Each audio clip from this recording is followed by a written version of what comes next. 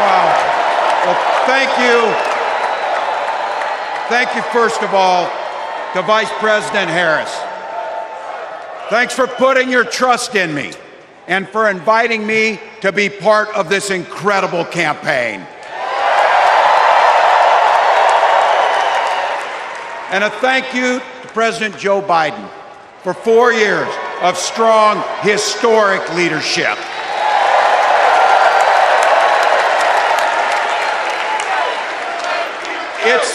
It's the honor of my life to accept your nomination for Vice President of the United States.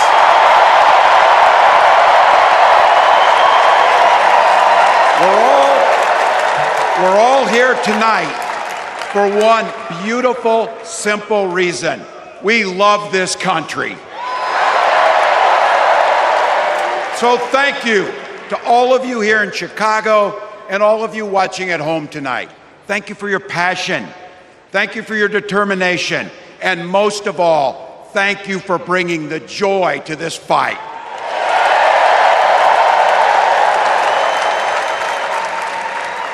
Now, I grew up in Butte, Nebraska, a town of 400 people. I had 24 kids in my high school class, and none of them went to Yale. But I'll tell you what, growing up in a small town like that, you learn how to take care of each other. That family down the road, they may not think like you do. They may not pray like you do.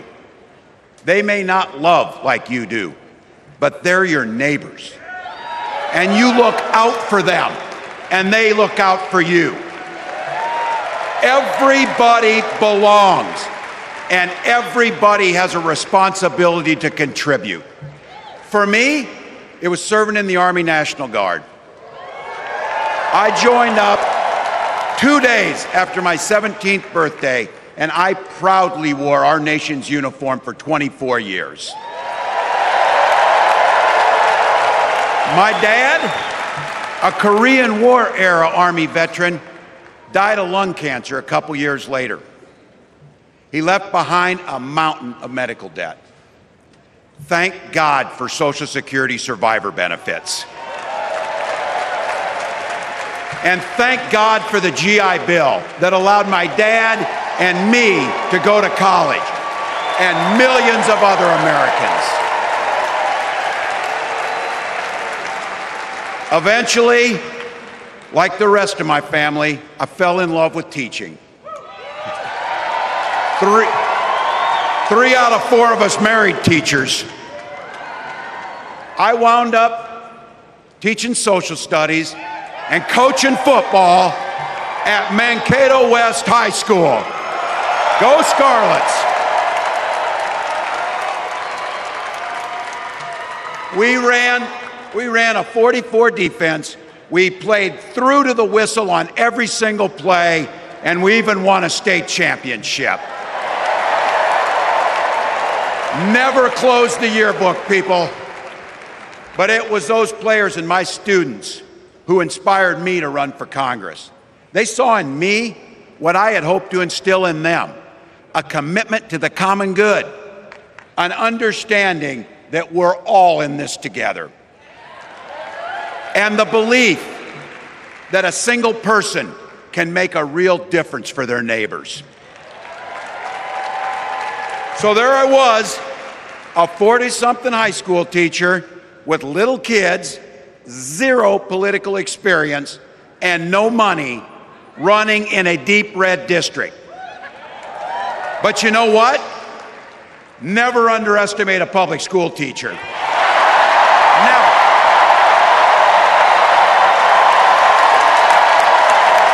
I represented my neighbors in Congress for 12 years, and I learned an awful lot. I learned how to work across the aisle on issues like growing the rural economies and taking care of veterans. And I learned how to compromise without compromising my values. Then I came back to serve as governor, and we got right to work making a difference in our neighbors' lives. We cut taxes for the middle class. We passed paid family and medical leave.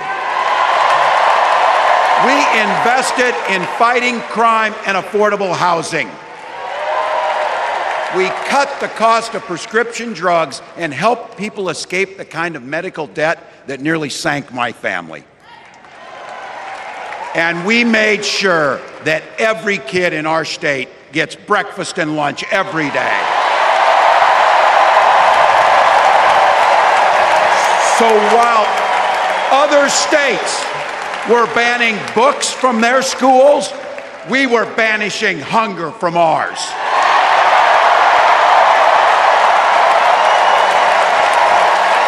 We also protected reproductive freedom because in Minnesota, we respect our neighbors and the personal choices they make.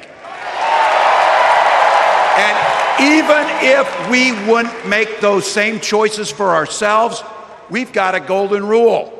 Mind your own damn business.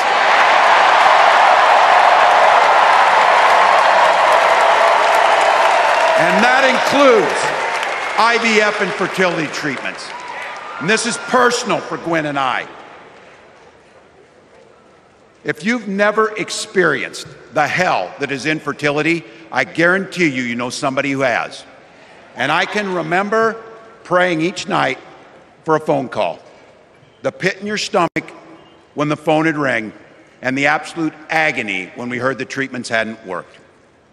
It took Gwen and I years, but we had access to fertility treatments. And when our daughter was born, we named her Hope. Hope, Gus, and Gwen, you are my entire world, and I love you.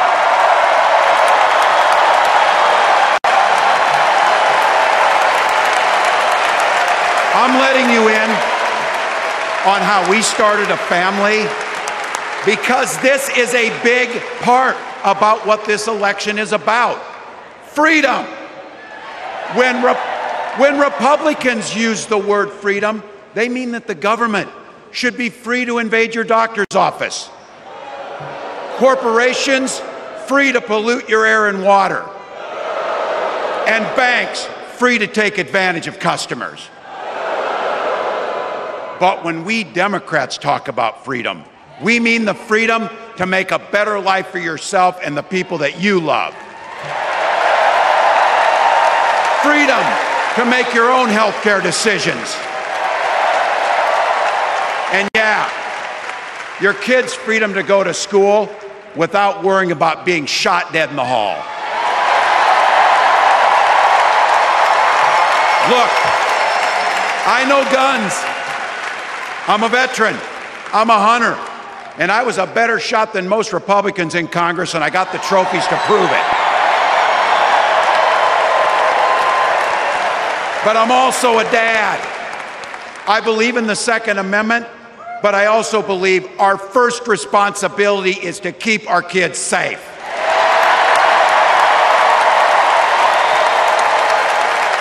That's what this is all about. The responsibility we have to our kids, to each other, and to the future that we're building together, in which everyone is free to build the kind of life they want. But not everyone has that same sense of responsibility. Some folks just don't understand what it takes to be a good neighbor. Take Donald Trump and J.D. Vance. Their Project 2025 will make things much, much harder for people who are just trying to live their lives. They spent a lot of time pretending they know nothing about this. But look, I coached high school football long enough to know, and trust me on this, when somebody takes the time to draw up a playbook, they're going to use it.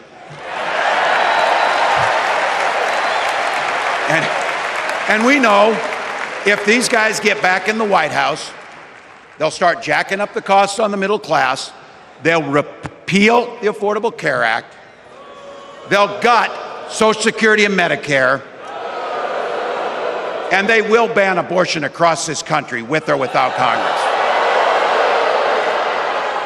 Here's the thing, It's an agenda nobody asked for.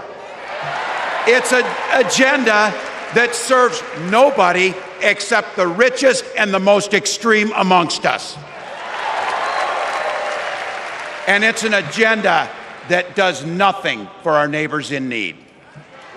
Is it weird? Absolutely. Absolutely. But it's also wrong. And it's dangerous. It's not just me saying so. It's Trump's own people. They were with him for 4 years. They're warning us that the next 4 years will be much, much worse. You know, when I was teaching every year, we'd elect a student body president. And you know what? Those teenagers could teach Donald Trump a hell of a lot about what a leader is. Leaders don't spend all day insulting people and blaming others. Leaders do the work. So I don't know about you, I'm ready to turn the page on these guys. So go ahead, say it with me. We're not going back.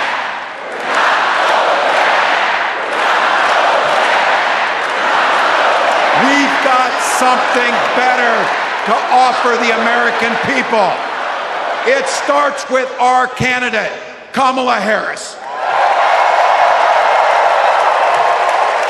From her first day as a prosecutor, as a district attorney, as an attorney general, as a United States senator, and then our vice president, she's fought on the side of the American people.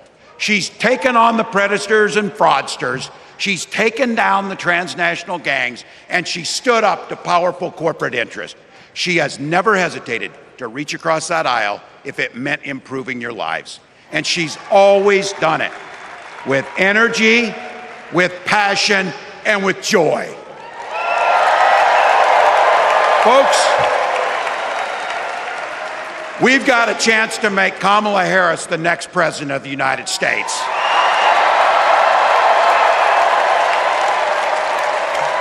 But I think we owe it to the American people to tell them exactly what she'd do as president before we ask them for their votes. So here, this is the part, clip and save it and send it to your undecided relatives so they know.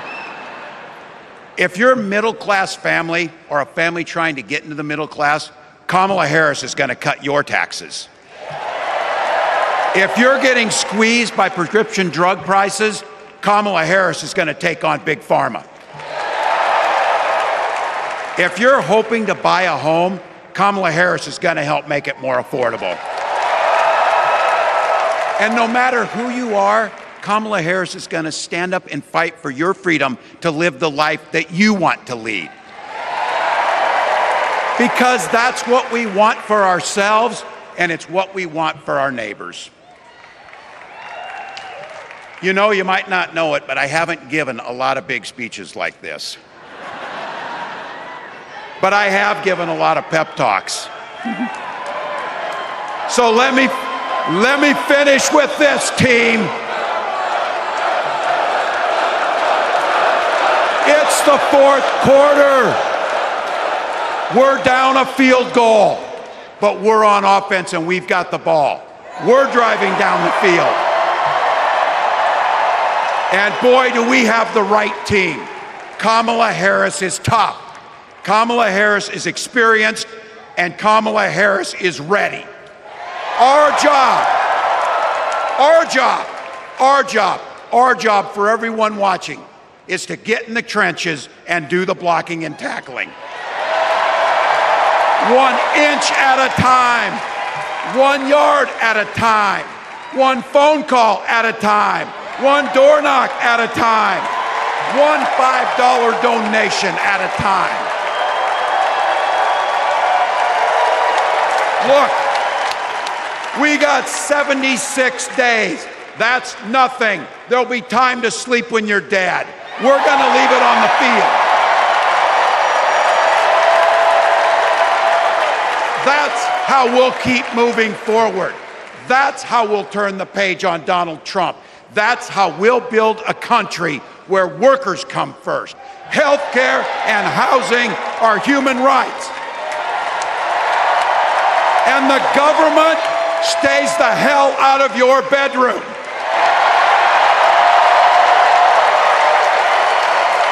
That's how we make America a place where no child is left hungry, where no community is left behind, where nobody gets told they don't belong. That's how we're going to fight.